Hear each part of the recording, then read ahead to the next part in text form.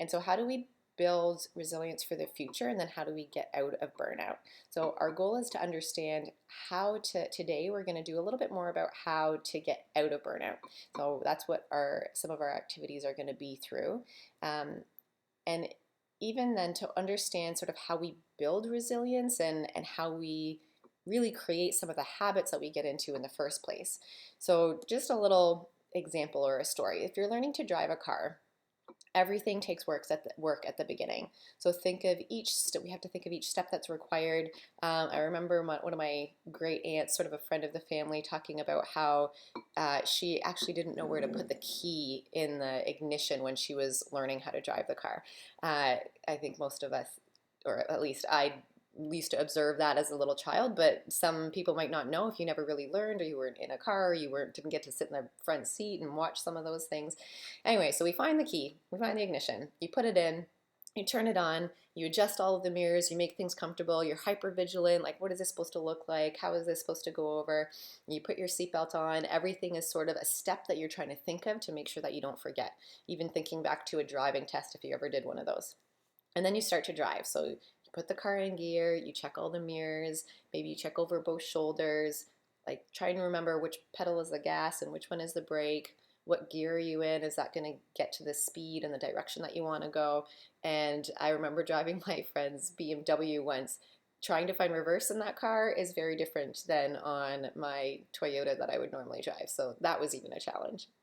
Okay, so now pretend that you start driving and you're constantly, assessing what are the other cars doing. Maybe you're a little bit hyper vigilant in terms of, or do you trust that they're going to stay in their own lane? Do you think they're going to kind of move or swerve a little bit? Maybe you're checking your mirrors a million times more than you would really now after having so much experience.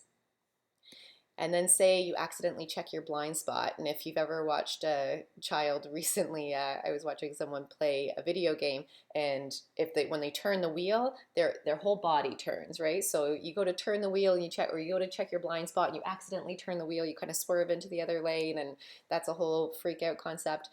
I don't know if you're getting stressed already from even this story, but I remember thinking back to trying to do that myself, and it was really stressful.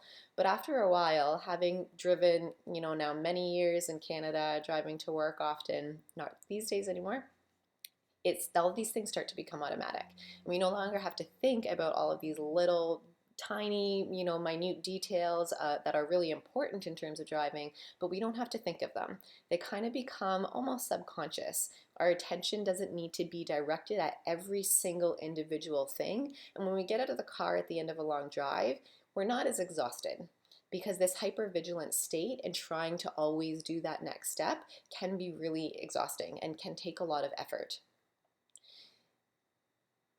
That's sort of our goal also in this. We need to be gentle with ourselves and understanding that all of these things are new. We're not really taught, or we don't learn to engage in some of these behaviors that are going to be really helpful for us in terms of creating this emotional intelligence and this resilience to burnout.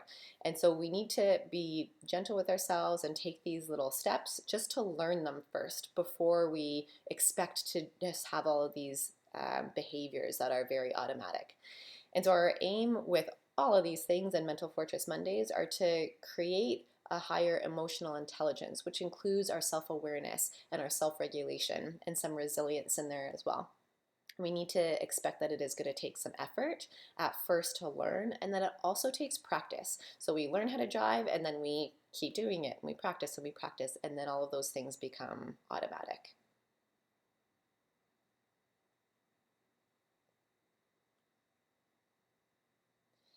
And so how long does this take? Some of those expectations are good to know. I think that's going to be different for everyone. I think people can get some benefit from doing all of these activities right away. And here's a question for you. How often do you feel a feeling? How often do you feel a sense of, maybe we call it anxiety or something like that, throughout the day?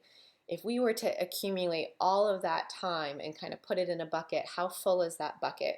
And then we want to be able to take one drop out of that every day, or at a time. We maybe take a big handful at one time, a big scoop, and then other times we're going to take a few little drops out of that.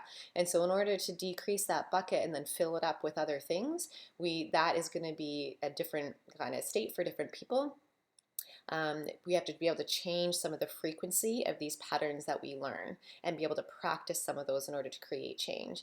But even though that this is individual, again, as I mentioned, the research showed us that as little as like 10 to 20 minutes a day for even as little as 3 weeks can really make a difference. And so I challenge you to try it, to go back to some of the things that we've learned. You can use all of the videos that we have here. They're up on my YouTube or on Facebook or whatever platform you find that is going to really most benefit you.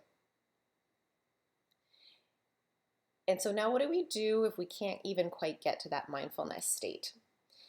What do we do if you're already outside this window of tolerance? And again, I'll just show you these steps here of our model.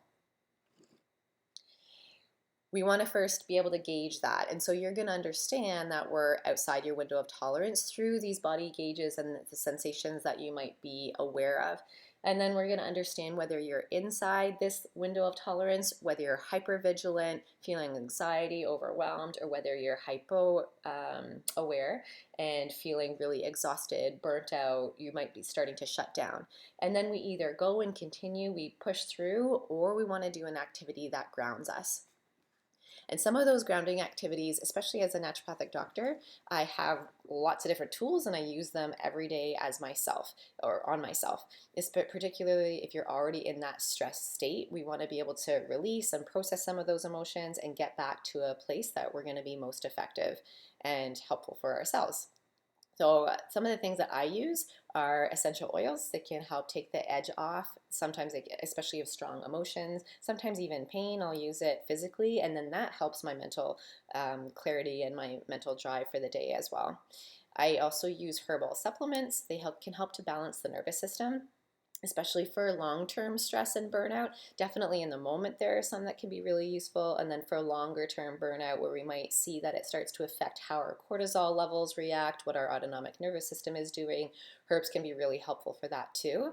And then I have some other more kind of lifestyle tools that we use in office, and they can be mindfulness tools, but some of them also just help to bring awareness. They can help to release some of our limiting beliefs that help to keep us in this sort of protection and perseverance mode, that we can start to get back more into our flow and freedom mode.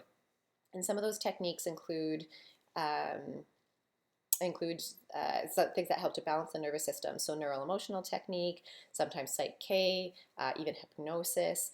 And we can do, one of the tools that I use regularly that I'm going to teach you today is actually emotional freedom technique, or what some people might call tapping.